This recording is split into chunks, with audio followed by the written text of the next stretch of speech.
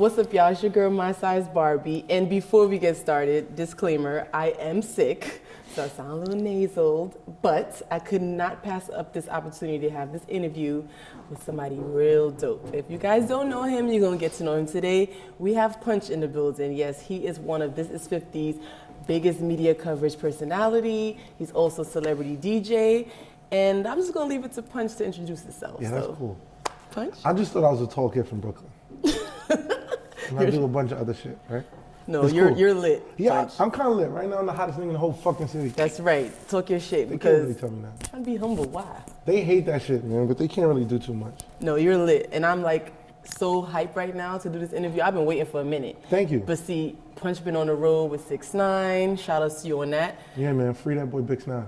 Free the whole Tr3yway, free everybody inside, man. Freedom, because only because you guys are locked is the only reason why I got to interview with you. Nah, that's subjective. It's subjective? It's the reason why we had so much options of time. But Okay. I just still did it. I ain't switch up, man. Okay. So y'all know I'm gonna get into it with Punch about the whole 6ix9ine drama and everything on the tabloids, but this interview is more so about you. I want you to just let everybody know like what you got going on. He is me. Yeah, I It's mean all good. he is you, and I like. It's my team. I like this. You guys, I like Yeah, it. these people try to run away from it. There's different people. There's people that used to be around that trying to separate, and there's people that is not around us that trying to play like they best friends. Yeah, you're a real one. I'm the same kid. He's a real one. He's still the hottest in the world. So let's start by talking about you being a DJ for all the celebrities out there. Yeah. Are you still doing that, or only for 6ix9ine currently? Well, I mean, at the point, like, obviously, you know, I'm 6ix9ine's DJ, but prior to that, you know, club DJ and touring DJ is two different crafts. I think that it gets blurred very easily because it's a definite different thing. A club DJ's, if you're a headliner, even if you're an opener, it's really different things. DJing is a vast genre, and you know, people overlook the difficulty of it because of the access of music. So if you look, like, everybody thinks that they're a DJ, they think that they can play everything what it is. You know, it's way more difficult than that shit look. Yeah, right. But I'm back in the clubs. I like the touring. I like the touring better because I'm more of a performer. So I get to perform when you do the touring. When you're at the size of where we was arguably top 10 rap acts in the entire world, everybody and their mother included at this exact point. Right. And we're doing these 40, 50, 60,000 seaters, and we're doing these festivals, and we're doing these arenas, and we're doing these gigantic stadiums. I'm performing, so it's not like, a lot of times if you, and I invite people to look at my content, I invite them to Google it and search it. I leave the booth 30, 40 times every set. Most tour DJs and most artists that are like that, they don't allow their DJ to leave the booth because they don't really respect their DJ, or their DJ doesn't have that kind of talent or presence, whatever the reason is. I start to show off moving back and forth from DJ. If I read 6ix9ine, we really played off. It was really like a you know, the 1-2 man game a lot. If I see his chest pumping a little bit too hard, I'm giving him that look. I'm hitting the front of the stage, he's falling back. I'll clip the record, I talk. We really play it in. You guys have a connection. You know, he has one of the most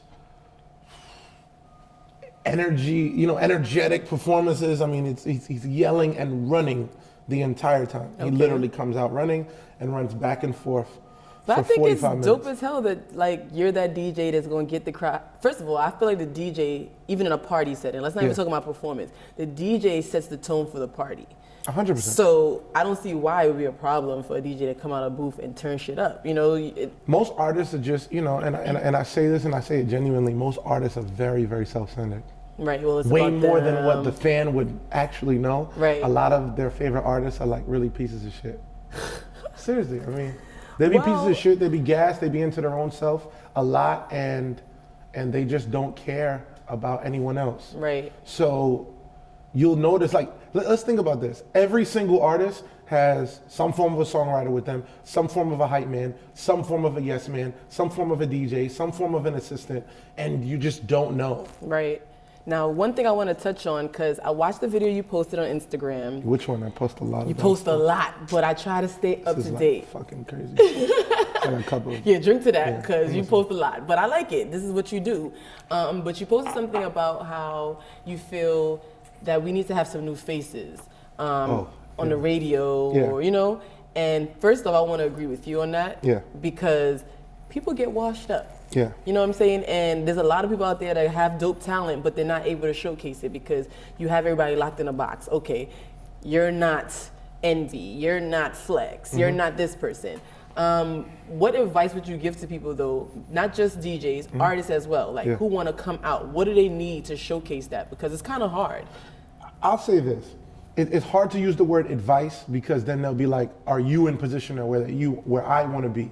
I'm not in the fullest position to where I want to be in reference to like DJs and radio and shit like that. But just for progressing, see, my thing is like this. I'm looking at it to where if ever it came to the point to where that one of these guys had to compare to me, I can't compare to their resume, not just because of my career, just because of just simplistic like years on earth. Right. You get what I'm saying? Some of the DJs that are on radio are in their 50s. And No shade. It's crazy. It's all the shit. I don't give a fuck. These niggas can't do me nothing, man. I'm popping as shit. And my shit is not off temperature. You know, I'm a representation. I'm the face practically everything young for New York. I've stood next to everything young, and I've proudly done it. And, they're able to strong arm at times their influence on what they've done. But I've been there before everything. I got pictures, I got content, I got interviews, I got video. I do that on purpose to where that it's almost time-stamped. Right. So even when some artists that I've helped have like changed, it's cool. It's still on my gram. I don't delete anything but flyers. That's right. I only delete flyers. So everything else, even if I don't even like the artist no more, it's still there. Y'all could go back and see these artists with less jewelry, less watches, less chains, a lot more humble, asking for help. You and got be the like, groove. yo, big bro. And they popping down and shit like that. Some of them is paid, some don't.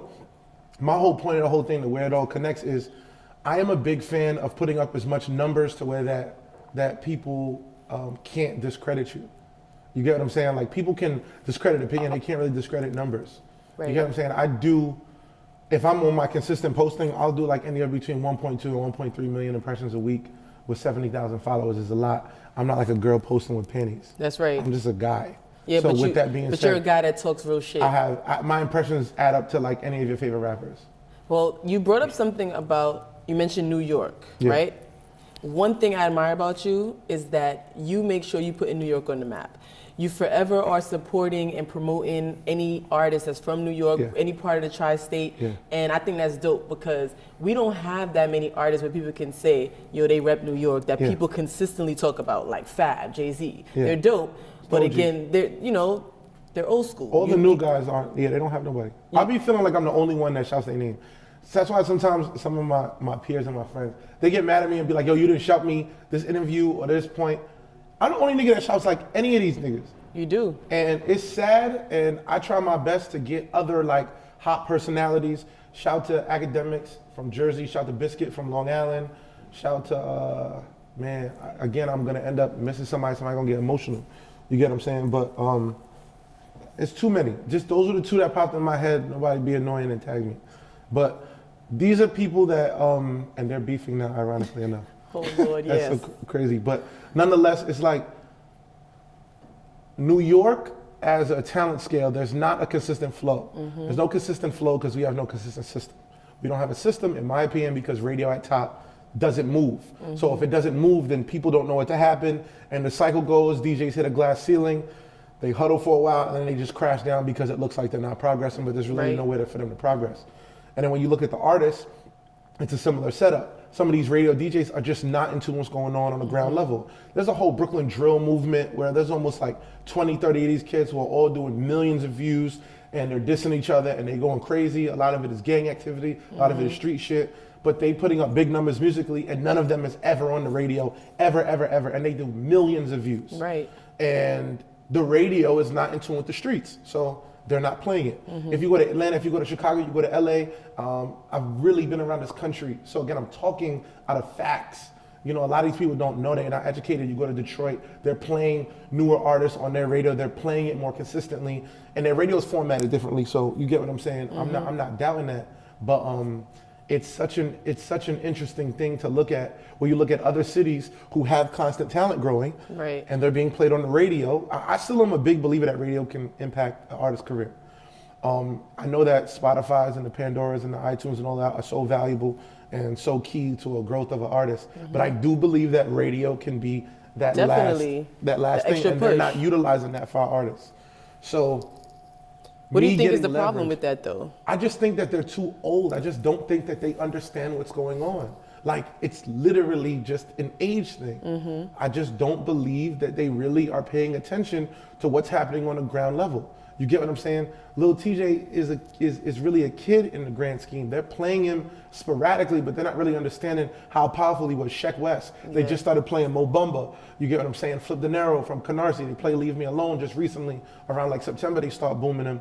And then there's just so many artists, that's just 3 right there. 6ix9ine, they've only supported Gummo and Fifi, realistically on the grand scale. Fifi because of Nicki Minaj, and Gummo because it was his first record where they were even delayed on that. Right. So they just miss a lot of things. You get what I'm saying? Kuda is his second single that has over 500 million streams, and they didn't play it. The thing that's very important is that a lot of people that talk and debate and be in position of power, they don't have as much facts and information. I'll smoke these old niggas with facts, and they don't really want to go toe to toe with me because they'd have to answer too many questions. So they just act as if it's not happening. But because my social media presence and my internet presence, I have over 30 to 35 million views on YouTube, just on interviews alone. So my face card is so powerful that they either gonna have to play nice or I'm just gonna push them. You're going to have to air him out. I don't have no problem with it. I want them to be nice now because I'm going head blast. They lucky that my boy, like, because he was gonna follow up with some more suck my dicks. Oh my God. So as on that topic, He's let's coming. talk about how your relationship started off with 6ix9ine. Like, everybody got a lot to say. Everybody got their own feelings and thoughts about him. I actually like him. I think 6ix9ine is cool as shit. And, you know, free him. I wish he was here. Make sure that when he comes out, I get my interview with my boy, 6ix9ine. Me But too. let's talk on your relationship with him, because people, they're gonna have their own thoughts on him, but you know him personally. Yeah. You guys have a tight ass relationship, and Yeah. I think it's dope as shit. You rep him no matter what. As Yeah. you see, you're repping him hard now. He locked up, but you're holding him down. So Yeah. like, how did this relationship start? Just crazy, you know. It's I look at it like it's always this two-part thing. I've heard about, the first time I've ever heard Tekashi was through my boy Jusso, and that was through like a lot of the Scum gang. Like there was like a whole mix-up with this Scum gang, if he was a part of it, if he's not, how involved was he, how wasn't he, and that's a lot of those guys that were affiliated were also like Crip. So a lot of the rumors at the beginning where 6ix9ine used to be Crip, and then he turned blood, all that shit like that. It wasn't true, but he was around it. You know, he's always been around. You from Brooklyn, there's gangs everywhere. Right. So that's where a lot of that came from. So I always heard of him from there. And then they had split. They got into a rocky situation with one of the artists and him. He split, but I'm always watching him. He's doing these astronomical, amazing visuals. Like his visuals were always ahead of the game. I just wanted to get a hold of him. So when I seen Gummo go off, I'm trying to reach out from anywhere. And, we got a hold of the contact. You know, one of my boys met up with them and got a hold of everything. And that was a moment to where we were able to kind of just start the conversation. His manager knew who I was. His manager actually said we met a couple times. I don't even remember, but his manager was super cool at that point. Tekashi knew who I was. He saw me moving. And then went to the studio to go see him, and that was it. And we met, and I did his like one of his first interviews. Nice. A little bit before the Academics interview. I know Academics was promoting, he did the first interview. But that's my boy. Speaking of That's my boy. academics, That's my I boy. peeped that you guys had a live video. Yeah, like an hour and change. Yeah, and you made sure you posted it, but you made it clear that academics doesn't really give people their props. So Yeah, you gotta- needed to gotta make be on sure You gotta be on them. you got to be on him. The thing is like this, and I'm gonna be very real, and it's not just academics, sometimes it be me, it's anybody. When you're in that position, at times you're looking around at your peers. I try to make it my moment to show people shit. I'll give anybody their props if they did it, as long as I'm still like, some people, they just make it to where like you don't want to shout them no more. You get what I'm saying? Some people, that relationship just gets so rocky where you like, all right, It's quiet for them. 'Cause I don't have, in the position, it's a sad reality, but in the position where academics is, and the Charlemagnes and the Ebros, and it continues to grow up and up and up, they don't have to shout anyone. That's right. You get what I'm saying? When Flex is playing Gummo, he didn't shout me. And I'm the one that was like, yo, Holiday 7, play this record. I sent it to Drewski before Flex even knew it existed. He doesn't shout me because he didn't feel like he have to. Right. And I be angry at it. I'm frustrated because you want your credit Of when you're in the course. position moving up going forward, but I got to get it to the point to where that he can't ignore it. Right.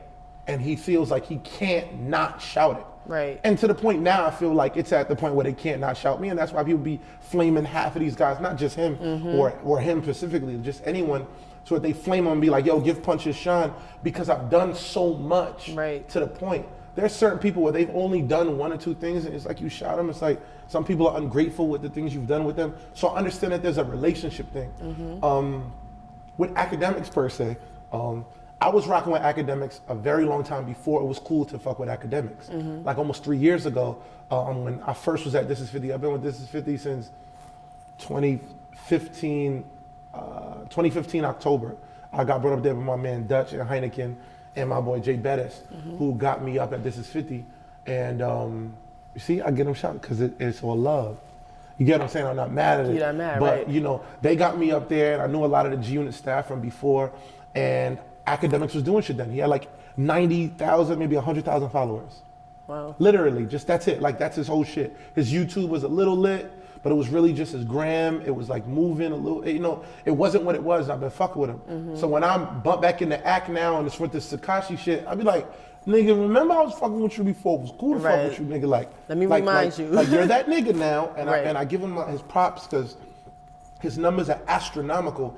But just remember that there are a lot of niggas wave riding you now, and I just wanted to remind you that I was there. And he kind of laughed and goes, you know what, it's fact, man, punch my fault, man. But sometimes you got to pull it up. But I've gotten to the point career-wise where I can be around academics, and it doesn't look like I'm reaching for help. It looks like, nah, this nigga's doing numbers. So it became I need to remember to acknowledge, because you can forget. You get what I'm saying? So no love lost against act. Because I understand what's happening. Right. So I saw that there was a video where Tekashi was actually speaking to Bobby on the phone, and they already made it clear that, you know, when he come home, they gonna do a record together. Yeah. But now with the situation with, you know, Tekashi, his hearing is until September. September 9th, September 4th, 2019. So they got my man in there till September 9th. Yeah. And possibly by the time Bobby comes out, he probably will be. Bobby comes from summer 2020. Right. So what's going to happen now? Are you going to push more with Bobby, or are you still going to be pushing Tekashi? Because he's going to be locked, so you got to try to like balance it too. Well, I don't know. You know, I mean, there's been, you know, some talks with me, with Bobby, and what we're going to do when he comes home. And, you know, that's my guy, and that's home court same way. 6ix9ine's home court. You know, obviously I've been able to make the relationship with Tekashi a lot more public because we had so much more time to do shit. But I fuck with Bobby same way.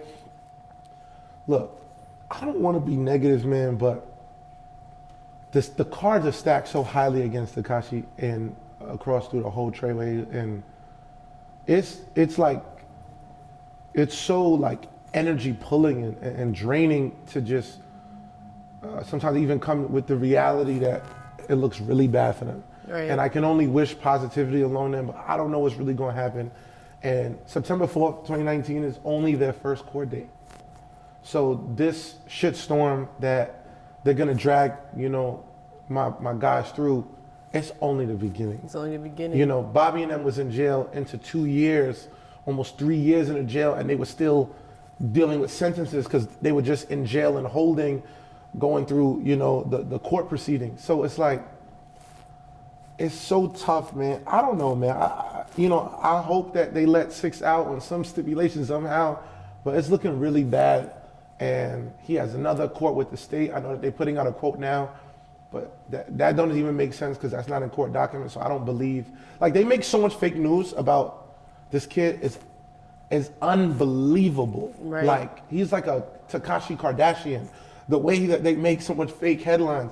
So you never know what is real, what is not. You just don't. Like me, unless it came out of a lawyer mouth, I'm looking at it in court document, I don't believe anything.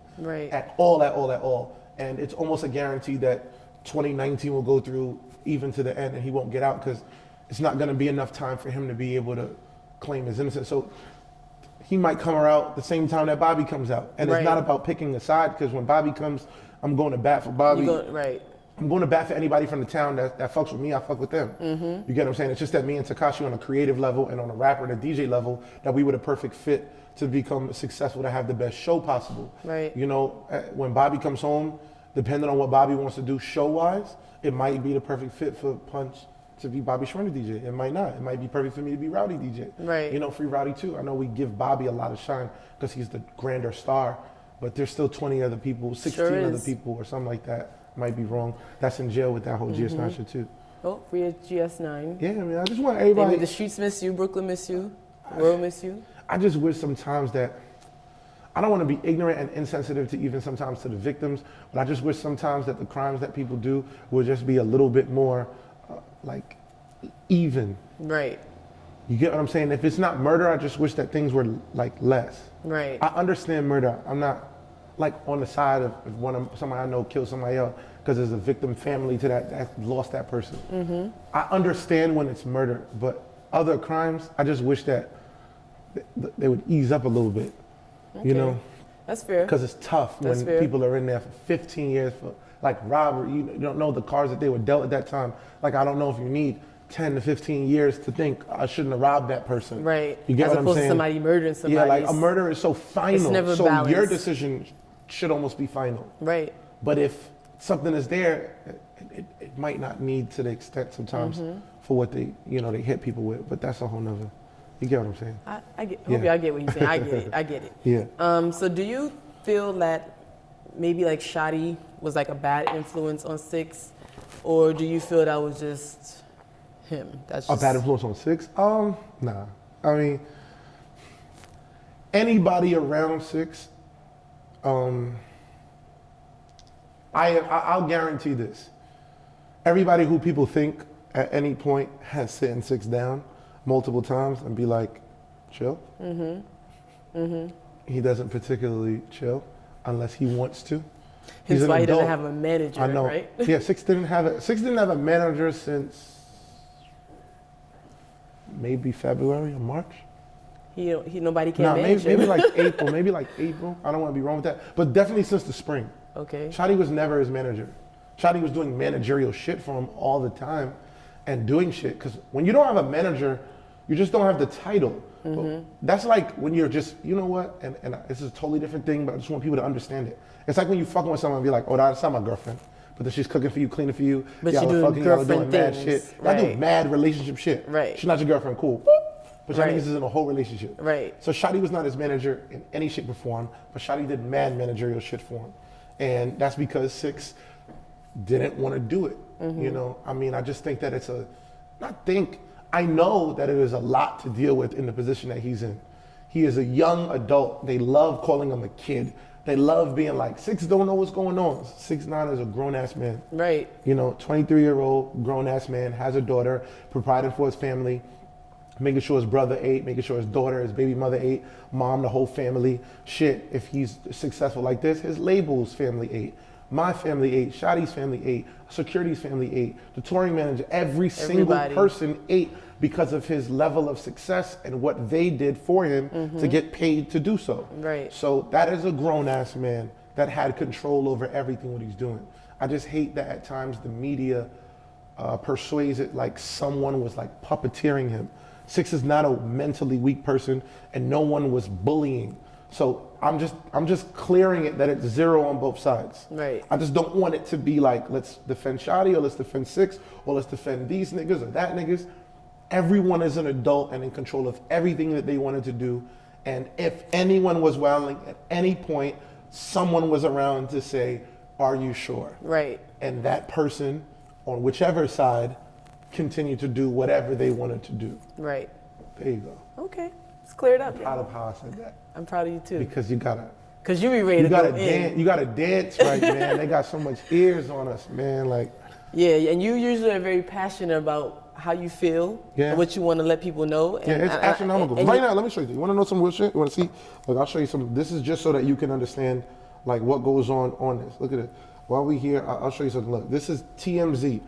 Look at that. I'm blue. This is them adamantly like, look. Okay. So this is TMZ. They want it. So TMZ wants me to talk right now too hot. You get what I'm saying? Like they want it. But they don't really want sit-down interview talks to get perspective. They need quick headlines. No shots to TMZ, just being honest. And at times what they want might be not the best thing at times. So I have to be cautious with everything that comes out How of you my moving. side. Yes, right. But this is just real. They're People going talk to be about after shit. you hard Yeah, because... TMZ found me in front of the club the other day. They're like, hey, it's all part of the. I'm not mad at any of this because I've been on the side of the press. I've been on the side of that talent. I've been on the side of everything. But talent has to remember that at any point, you can just say nothing. Yeah, You don't have to talk. right. So I'm 'Cause polite to giving them them. something to talk I'm about. respectful to them because I respect the craft and the business of this whole thing. I do. And, but, you know, it's so, you know, niggas is in jail, man. You know, the cases are open. You just don't want to say too much. That's why I'm not picking a side on anything. I'm just flatlining it every time to remind people that there are two sides to this. Right. And it was a lot more even than what anybody thinks. So what's next for you now? Like, you know, you was riding with 6ix9ine for a minute. You guys are on tour. Now he's, Worldwide, man. We've been across the whole world. You sure have, because I couldn't catch you. I've been to 23 countries in Europe. That's so dope. 2 in Asia and 3 in Asia, 2 in Asia, something like that. And we 2 in the Middle East. need Six to perform more here too now. But I know how it goes. Yeah, they wouldn't have let him perform here anyway. I know how we it only goes. did Made in America, which we did. That was like I think 47,000 people. That footage is great. That was like That's kind of whack. That's the circumstances. But yeah, so like, what are you gonna be doing now? I'm gonna come back to content. I'm in the clubs already immediately. As soon as I came back home, my temperature was up so much that they pulled me back into the clubs. So I'm in the clubs DJing again on the urban shit, and I do crossover clubs too, to just, you know, balance it out. Cause I'm intrigued.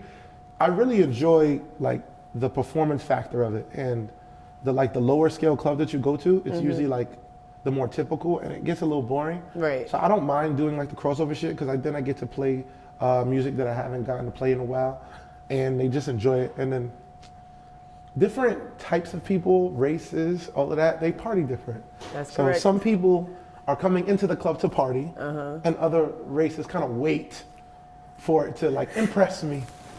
So I like a balance, you know, from time to time. We low key know who those people are. It'd be frustrating for me, but so I'm back in the clubs. I'm going to do a new content piece called Detail. I just think that the interviews on a grand scale are just missing a presence on a very, very large scale to compete fairly. You know, Hot 97 at Breakfast Club. When I used to put out interviews on Thisis50, it was such like an imbalance. Like if I was able to catch somebody super A-list, like Breakfast Club was rolling out the interview in an hour. I had such a small time to put out a clip to compete. It was always difficult for me to still end that shit doing 250,000, 500,000, sometimes 1 million views. I literally look at it like I was fighting against the gladiators. And it wasn't like 50 was like, you know, going crazy, posting, or like, sometimes he would just look at it and laugh. I'd be like, big homie, hit that retweet, man. Fuck, hit the repost. Right. And he in there, I got you. And then like, you know, sometimes, You wait for it? you know, and he tough, man, you know, but it's, I want to get back to content. So I'm going to do some new content pieces. I'm going to do a lot of like creative content as well. I wanted to launch like a digital network for a long time. So I'm going to have a lot of original content. Just a lot of things where personalities can just breathe and just do it like with a lot of the young talents. Right. Just the new talents. Like we have in New York, we're like the home of so much funny new talents. We have of course we have on a popular scale, we have the Shiggies, we have the Fat Boys, we have Capri, we have the Major Hypes, we have the fucking, Daniel Jeans, Damn Homies. It just goes on and on and on. It's just so much people. Commodore, Low Key Mar. There's so much people. I know I missed probably 10 more. They're going to be tight in me. Don't get mad, I'm just y'all. talking about what's here, and I try to shout as many that popped into my head. But there's so many funny people in New York, and I would love to create more content for them. Right. I would love to create more content for the artists in New York that I listen to and I believe in, that are like on the cusp. I just want to do more shit on a creative level, and I'm so lit right now, and I'm so loud, and I have so much information to compete with a bigger platform that I want to put the shots up and see what the fuck happens. So how are you scouting your talent? It's all in the feeling. It's all in the feeling. all the feeling, man. 'Cause Okay. some people have good songs and they look like shit, or their image is trash. They be real shit. Me right now, I'm excited that you want to do an interview with me. I'm going to tell you dope. why. Oh, thank you. You're actually very good at this. Thank Some you. people aren't really good at this. Thank you. My You're videographer smooth. seems to say the same thing. Shout out to Suave. Yes. But I definitely feel like I appreciate you because I hear you speak about it, even 6ix, that you guys want people to showcase their talents. You need new faces. And I feel like it's so hard for people to show their talent because people don't give them an opportunity. It's always you have to have experience. You don't give the experience. So you give me this opportunity right now, like you're usually the person interviewing people. Yeah. So I feel like table to turn and it's kind of weird, but I like it. It's cool. It's cool, right? I'm with everything. I'm a part of the culture. I want to change this whole shit. I'm gonna do it. Like nobody's even in position. No one's even do it. Like no one's even in. I wish it was more people in position to help me. I swear to God, like niggas think that they're not. Niggas are not even in position to really attack. They not. I talk to everybody. I speak to. I don't know if they want to get called out, but I speak to radio DJs on both sides, and they even in their radio positions is like, Punch, you're more powerful than some of us because the streets believe that what I can do. You know, like I said, to go deeper into what they attack me. They say I dick ride when niggas get hot. I get attacked by this all the time, hundreds of comments, and I just want to remind niggas of this, and I want to repeat it every time. Say niggas get tired of me. They don't understand what hot really is. You don't understand where the finish line is. You don't get it. And the reason why you don't understand where the finish line is because you've never crossed it. So until you get a level of success, prior to this, like, I don't even say it too much. When I was running with Young and Meg, we went and we had the number 16 record on Billboard, right? I know what it's like to get to the point to have a hit record when I was with Young and Meg. Prior to that, again, with any affiliation, but let's just do the shit that y'all cannot deny. So we take ooh. When ooh blows up, I understand it. So when I come back and I tell niggas like, yo, this is hot, but it ain't, and niggas like, are you hating? No, nigga, I know where the finish line is. Y'all don't know. Y'all are in an endless race.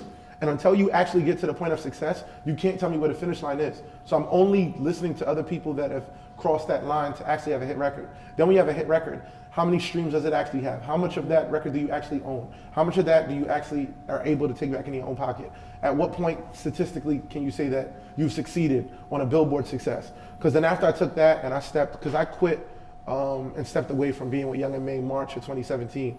And then I had like maybe a 4 or 5 month run where I wanted to decide kind of what I wanted to do. Went back to interviewing before I went and I studied with 6ix, which was September of 2017. And when we did the 6ix shit, I know where to tell them to go. Right. Because, 10 months before, we were at the finish line. So I'm like, this is how you get it. People who don't know and who've never done it, they think they have an idea where the finish line is. They think they feel it. So when things remind them similarly, like, yo, my man is buzzing like this person. And you're only really able to feel it on a local level unless you're constantly traveling. Right. And I'm not talking about to the typical, you go to Atlanta one weekend or LA the next weekend or Miami. I'm talking about constantly traveling to constant different demographics to where that y'all could actually base what temperature feels like. Because people be hot right here. And if you're hot right here, you're one of the hottest, I'd be like, who else is hot in Brooklyn? Y'all niggas could tell me 10 niggas. And that's only 1/5 of New York City. And New York City is a city that's a part of New York State, which is only like a piece of the Northeast, which is half the East Coast, which is half of America, which is only a piece of North America, which is 1/7 of the world. It sounds really bad when you break it down like that, but that's the fucking reality. And y'all become so delusional with confidence and arrogance and excitement for this, and I understand, you get what I'm saying, that you forget how little and how small the shit is that we're doing is actually happening. And until you're curing tens of millions, you're not really doing shit on a worldwide level. Right. So they get confused locally and be like, yo, you just wait till a nigga hot. If you're buzzing here, that's the least of the shit that you need to do. That's like a nigga playing basketball, like, nigga, kill in your town. Right. Before, like, a college come give you a scholarship, and then is the college dick riding you? No. You gotta kill in your town. Then when you kill, then maybe someone will fuck with you to then even be in the college realm. You ain't a pro yet. You then gotta knife up everybody locally and then kill there and then get to the pro level and then somehow figure out a way to stand the fuck out. Because niggas get to the pro level and have one good game. That's the equivalent of y'all niggas putting up one good record. One hit. And going right back. So when I'm there and I help cultivate a kid who put 12 records on the charts in a row and would have put the next 10 on his album if they didn't put him in jail, I understand what it is to be real life hot. And I understand how to get hot. And when y'all niggas don't understand that and y'all busy poking, yo, you dick riding, yo, you're not picking me, yo, you're not doing that, it's because y'all niggas not even, eyes are not opening up enough. Y'all don't know enough yet, and it's cool. Right. But that's just to remind y'all about how this shit is supposed to work. You get what I'm saying? Because the big homies, they don't even look down here until you do 10, 15 million views. They're not watching shit. They don't give a fuck. They're making money already. And when the game changes is when they possibly can lose control. So they don't really want new faces. They'd rather their friends that they already have 10-year relationships in stay in power. You think these labels want a new DJ? They want Funkmaster Flex to stay right there. They're not taking because no chances. They got 25 years of relationships with him to where they like, yo, bro, I got a new record. They can get him on the phone. They don't want a new nigga. They don't know how that nigga's gonna move, how his moods are, how supportive they're gonna be. They don't want that. Right. So we're fighting against a machine that don't want to change. And until y'all become educated enough on the whole process of this, y'all won't understand on how to change it. Yep, we stuck. Yeah, it can give so much. I wish I want to was know that 60 when you seconds. speak, I wish I was 60 I just be like this. I appreciate it. Hopefully it Yeah, well, we listening. know that you know how to put in a lot in 60 seconds. Because The viral video where they said I was at like an auctioneer. I said you were at an auction. You had to did. work at an auction. Somebody I said seen that. it, and it was on it. I said that, bro. Because I knew I had a short time. The camera running so I could slow it down so they could hear it.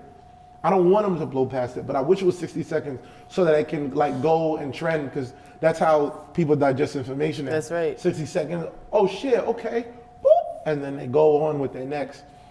That was 3 minutes, but I just wish that they could have it broken down the way that they can go, oh. It's all right, they can replay it. They can replay it. I hope, man, I hope. I just want to I'm not thank you Yeah. so much for coming. I was sick and all, and I'm just like, look, I'm not missing this interview I appreciate because you. I was waiting for Punch to hit me back like, yo, we good. Yeah. You know what I'm saying?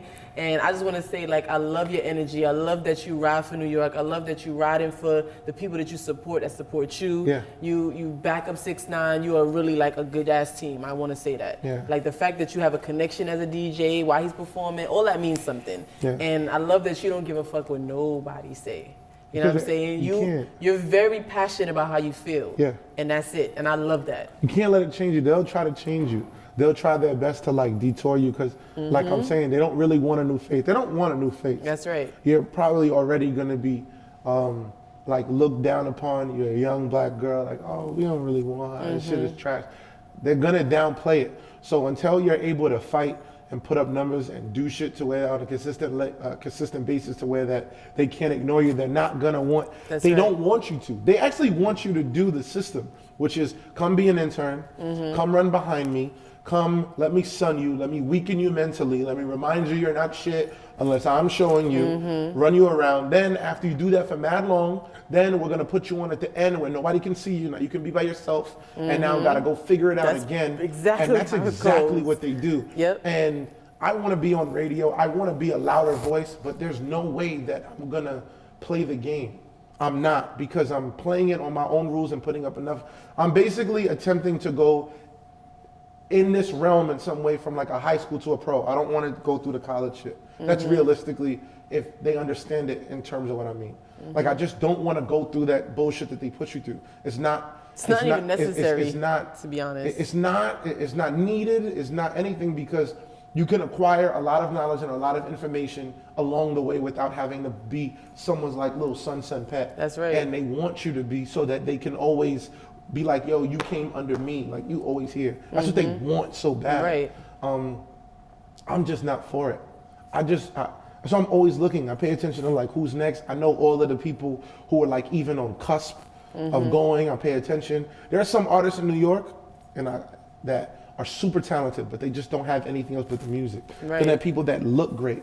There are girls that are gorgeous as shit and they can't rap, or they can rap and they don't have a gimmick that They ain't makes got it them all. this. They just got They the don't have an pieces. image. They don't have it. Their brand is whack. There are a lot of people. You know what else is a really big thing? People are not in the right space in life. They might have a child that all their responsibility is going through. They might have a partner that's weighing them the fuck down. Happens to girls more than guys, but it does. Even guys a lot too. You don't understand. Girls don't really control guys as much as like a guy would control a woman in the elements that I'm saying.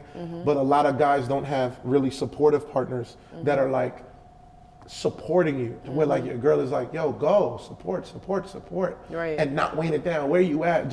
It's just things that really change the playing field that you're on, that people don't know that those be the reasons that's really holding them back. It be the circle. You have a friend who doesn't understand as much as the game, and they need to acquire more information to be a better manager or a better day-to-day or a road manager or a publicist, et cetera, and that artist might be looking forward, like, I need someone to help, and not knowing that if they helped carve their friend, that their friend could be a bigger asset to them.